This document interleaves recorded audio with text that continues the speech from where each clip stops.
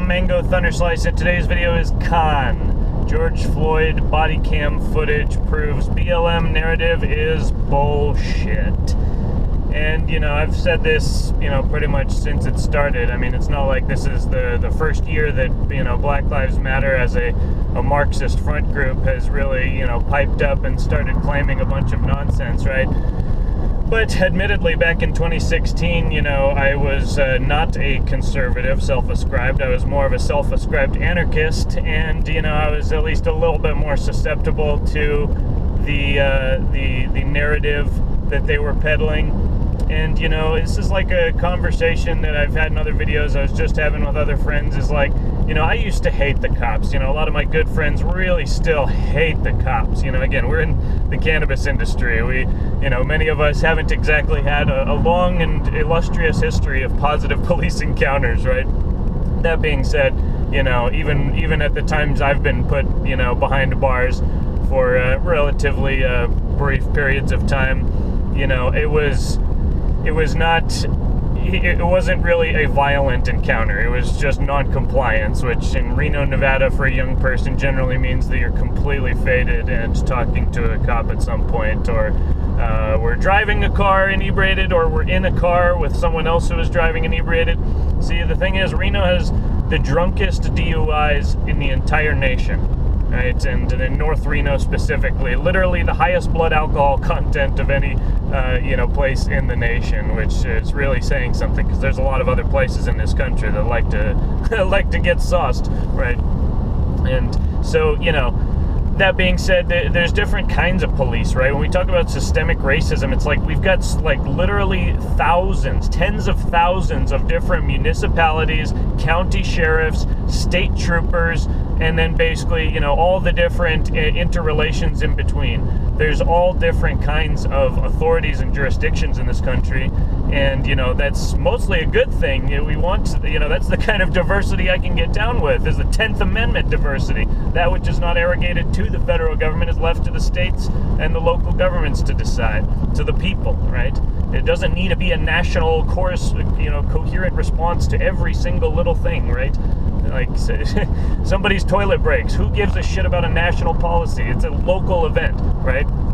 And, similarly with the police. And in Reno and in Nevada in general, I felt, and I still feel to a large degree, that, they're mostly a good old boy revenue collecting racket, right? There's not as much real crime in Nevada. There's still crime. Nevada's full of completely insane people who are addled on drugs, not full of, but to a large part. You leave people in the high desert, basically for long enough, and basically, inebriated for long enough, and they start to just completely lose it. But,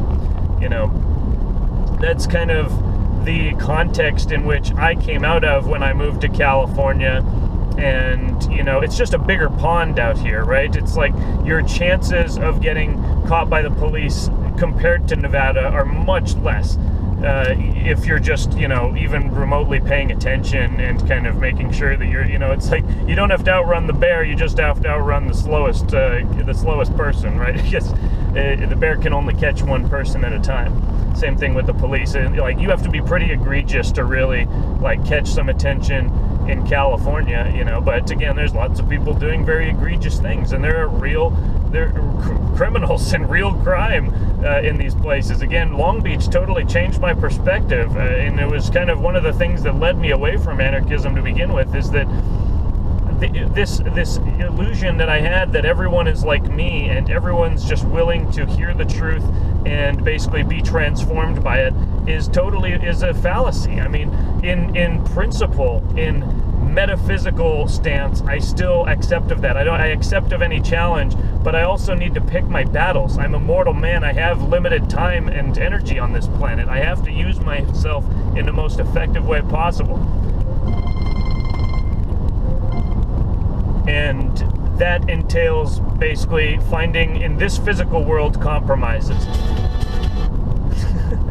And a rational person, a relatively sober person understands this, right? I'm saying relatively because you don't have to be a teetotaler and, a devout, religious person who imbibes of no mind-altering substances, right? You don't have to be a Mormon to understand that you've got to make compromises, or you've got to actually just work with people in this world, and that there are people who are of bad intent in this world. In this, in the kingdom of heaven, right, everyone is of pure intent and everyone can work together, but we don't live in the kingdom of heaven. We're trying to build it here on earth, but we don't have it right now. And especially in communities where you have people who are addled on meth and heroin and fentanyl, these aren't actual humans at a certain point. And this is, again, white, black, Asian, Hispanic, anyone, if they take this level of completely synthetic, poisonous drugs into their system. Again, I work in the cannabis industry. There's a big difference between a plant and a mushroom made by God and these artificial substances like fentanyl and methamphetamine, right? There's no place in the kingdom of heaven for fentanyl and methamphetamine, right? These are tools of the devil, right? These are absolutely satanic items. And yes, nothing has, intrinsic morality, but I mean, we have to look at the statistics at a certain point. How many recreational methamphetamine users do you know in their, mid to elder years who actually have a functional life and actually have anything of meaning or value or coherence put together? I'll wait. Leave it down in the comments below if you know a single person in your life who used methamphetamine for any significant period of time and did not completely destroy their life, right? Even with some of the other ones, man, like even with heroin and OxyContin, like there are people who have dabbled in that, but I mean, there's nobody who dabbles in meth. Maybe I guess people who took, ecstasy back in the day, a lot of times that was spiked, people took it accidentally, but I'm talking about people who are actually smoking that light bulb, right? Who are literally hitting the crack pipe. There's certain gravitational pulls, biochemical gravitational pulls, if you will, by certain substances that are just too strong for the person to resist. And that's really one of the primary differences, just in a quantitative sense, between the natural substances and the synthetic, is that the natural ones just aren't, even in their concentrated form, they're still not necessarily strong enough to break a person, right? It'll just bend them a little bit, or it'll just exert a pressure on their biochemical, electrostatic balance. But a person can ultimately pull out of it. Even tobacco is supposedly more addictive than cocaine, but people can quit a cigarette habit. They might be hopelessly addicted for years and decades, but they can break habit. It does happen. But again, how many people do you know that just recreational had a methamphetamine habit who was a tweaker and didn't basically permanently alter their body and their life and their brain for the rest of their life? Again, it's not that they're all devoid of value and we should just cast them aside, but I mean, if you've lived in a city and you've seen these people out on the street, you know what I'm talking about. We're not talking about, just Bill and Joe and who's down on his luck and his job at the factory is up. It's like, no, these people are not homeless because they're on hard times. They're homeless because they're completely insane and they are not even remotely capable of functioning in general human society. And to the extent that we are expected to ignore that and just pretend like that's just, it's because of all the systemic racism and it's all the, basically just white supremism baked into the society, that's why these people have found themselves in their condition. But again, who is depriving agency to these people? You or me, Mr. Liberal, you Mr. Commie, the one who says that these people can't help themselves, that they are perfectly at the whim of the white race, and thus they have absolutely no power to resist the all-powerful, compulsive demands of the white man? Do you realize who sounds like the white supremacist here? It's you, bud. I retain their agency. They made choices. Are there conditions that people face? Does it influence their behavior? Is this more a matter of class than of race? Absolutely. But does race exist in a certain other frame, reflecting our divergent ancestral memories on this planet? And the associated biology and evolutionary tract that came along with it? it absolutely exists as well. And we can't ignore it if we're being honest. And honest people don't ignore it. But of course, not everyone is honest. And of course, everyone on the blue team today is dishonest. There is no way around it at this point. You've got Tim Pool, who is absolutely a liberal, is now saying that he will most likely vote for Trump. He would vote for Trump if the election were held today. He does not like Trump. He rates him as a 4 out of 10 on his own personal scale of what he expects from a president, and he's still voting for Trump. Because at this point, no rational person who is honest can actually support the blue team today. There's no way. Give me something. There's nothing. I mean, for God's sake, I used to be a liberal. I used to believe very strongly in, liberal values. I used to think Joe Biden was a very intelligent and coherent man, and he was, or at least relatively so, and they're trying to say that this is always how Joe Biden has spoken. No, it isn't. Again, this is someone who used to respect the man, and now has, basically come full circle and seen, a lot more of this world, physical and metaphysical, than he did back then in high school. They're trying to pull the wool over people's eyes, but there's no wool, and their eyes are already wide open. You're trying to put the patient back to sleep, but he's already basically buckling himself from the table. Their actions are not lining up with reality. They have a hold on a lot of people, but those are the same people they already had a hold on. So it's like they're not expanding the hold anymore. Black people do not support Black Lives Matter. 80%, I just read the stats this morning from a survey, 81% of black people in America either want the same amount of police in their community as there has been, or more police, right? So 20%, or 19% rather, want less police in their communities, right? They'll rate on average higher having, less, pleasant experiences with the police, whether they report a lesser percentage of the officer being respectful and courteous. But, again, this is all cultural at a certain point. We don't necessarily have to just ascribe it all to race. When people are buying into a gangster rap culture and they don't understand how to interact pleasantly and respectfully with the officer right back and keep your hands on the wheel and basically just interact respectfully, even back when I hated cops, back when I literally had a murderous rage against the police, I still knew that when they pulled me over, as I used to say, play the white card. I just, hey, how's it going, officer? Basically pretend like, I'm one of the people that loves the police. And now I don't exactly love the police, but I respect them, and I respect what they're trying to do. Again, it's gone full circle from them being the ones who would raid the cannabis, and not that I was ever really a grower, but, I've been an aficionado of the plant for many, many years, but they, back then they were the ones who were raiding us, and they were our antagonist, and now basically they're out here really trying to protect us. They are, at least in Sacramento, they take a very proactive stance. In municipal police departments, which are usually more corrupt than the county sheriff, I, for the most part, have seen pretty respectable behavior from the Sacramento police. Again, it's like, would I ever be a cop? Probably not. It's hard for me to fathom that, but I do have a strong sense of loyalty. I do have a strong urge to protect those that I love and, basically the values that I love. And so when this is how people join the military, this is how people join the police, is because for them, those psychic drives are their primary psychic drives. And so to them, that is their meaningful, path. That is their destiny, is to be the protector, to be the warrior, and to, shield their loved ones and their society and the world that they love from forces which they see to be hostile, violent, and, at certain levels posing an existential threat to those things that he or she loves. And that is really, we are not even facing a political situation at this point. We're not facing, it's a spiritual situation. It's always a spiritual situation, but this is a military and tactical situation.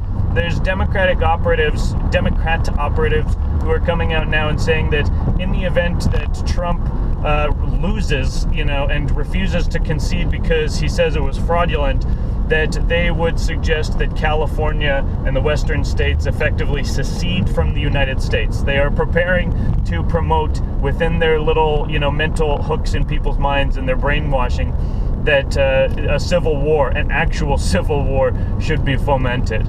and we'll see what happens. It feels like it did in 2016, where it felt like the blue team was rigging it, that, the usual suspects were rigging the whole game. And then Trump just started calling it out. He was like, it's a rigged game, it's a rigged election, and people that resonated with people, and then all of a sudden it kind of changed the dynamic. And it's harder to get away with something when somebody's yelling and pointing, hey, this guy's over here doing something, watch this, he's corrupt, he's gonna steal some stuff, and that's kind of what happened. And, this all corresponded with a great grassroots, effort against these same forces by the Bernie bros and, the people who actually still were genuine, even socialist-minded liberals, but actually it was still of a relatively pure intent, and so they wanted to help people. And then they saw how it was all stolen, how it was all robbed, and many of those people, like Tim Pool, have seen how Bernie himself is just a weak little, functionary and operative of the same structure. He pretends to be against it, but now he's a millionaire, so we just got to fight against the billionaires. We're not going to fight against the millionaires and the billionaires because now I'm a millionaire and I've got 3 houses. It's all a crock. And you realize that Trump is far more genuine than Bernie Sanders at a certain point. You may not like him, but he is genuine in his presentation. It's not a false persona that he puts off. It's just an exaggerated version of himself. And people universally report that in person, Mr. Trump is a very respectful person and not one of those. There's lots of people, there's good, like in Hollywood, there's good people and then there's bad people. The vast majority are very bad people, but, there's people like Keanu Reeves, and there's multiple other, people that regular Joes, working, at a retail spot or a bar, they have a chance interaction with them, and they report that these people are very respectful and very nice. The people who didn't let fame and power corrupt them and make them think that they're better than everyone and that everyone else lives to serve them, right? It is a very warped and corrupted mentality that thinks of people that way. And it's funny to me, again, how many rich liberals, or well-to-do liberals I see just exhibiting that behavior of, oh, they're all about the poor, but when they're at a restaurant, and the service is mediocre, they just get real snippety and real just kind of, do what I say, peasant. It's like, whoa, dude, I'm not in favor of a minimum wage, but I would never treat people making minimum wage like that, and so it's a lot of it is just a facade. There's a reason that defense companies support Democrats who are all woke and social justice minded, is because it takes the conversation away from, worldwide military empire and illegal wars and, things that the true right and the true left could actually agree on if, we were allowed to have conversations, influenced by the fake news and the communist propaganda imperial media. But that's what happens on the internet, and that's why we've really developed this whole dynamic that we have right now, which I would say is very opportune. As bad as it seems, again, chaos is the mother of opportunity, and regardless of who you want to attribute that paraphrased quote to, it is a fact. It's a principle of Druidism that the principle of greatest imbalance is the moment of greatest potential. And so that is really, just a physical stance rather than a moral stance. So we all have an opportunity here. The world is changing, and it appears that the monetary system, the fiat monetary system, is in its final stage of the hyperinflationary melt-up before some kind of reset. And, again, this great negotiating table of geopolitics is now coming down to, the U.S., and the sort of West in general, with populist nationalism ascendant, and China, which is the strongest and last holdout of political communism on the planet. Again, who the elites, if you will, for a completely inaccurate moniker, of our civilization wanted to hook their wagon to China as they made it ascendant, and then leave the United States and the American people basically just reeling in the wind and holding a bag of shit, and with the structure of their country effectively decimated. That's what their plan was. And again, that's why Hunter Biden got $1 billion from China despite knowing dick about finance or investing. China, right, they just give $1 billion, plus to just random people, right? Nothing shady there. And it's funny, again, this was the whole impeachment thing. was like they saw that Trump like knew the score and was going basically for the Ukraine, connections and the Chinese connections. And before Biden was ever, at least from the surface, assumed to be the candidate, but back when there were several people who were trending way higher than Biden, they just assumed that he was going to be the candidate and that Trump was automatically, just engaging in political interference by asking, the president of Ukraine to look into the absolutely criminal and corrupt things that the Obama and Biden administration fomented in their country, and which has still not been resolved.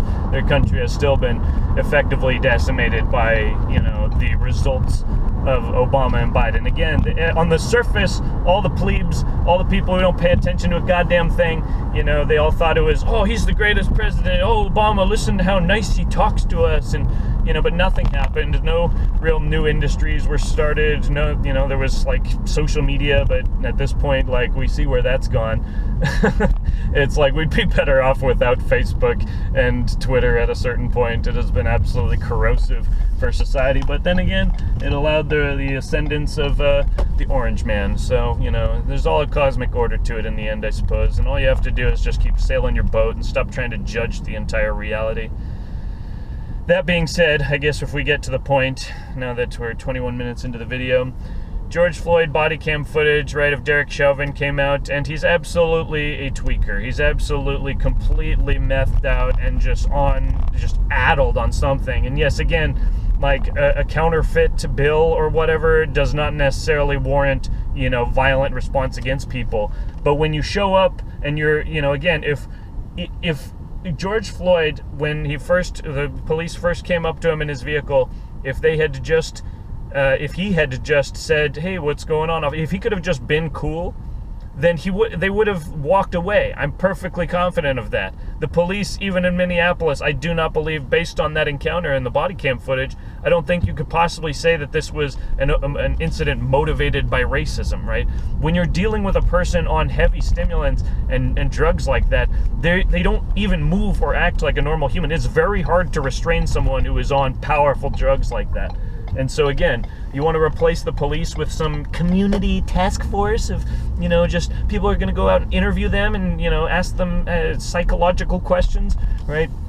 Those people are going to get maimed in the street by the people they think that they're helping, right? Because this isn't just, again, poor old Joe down on his luck, lost his job at the factory.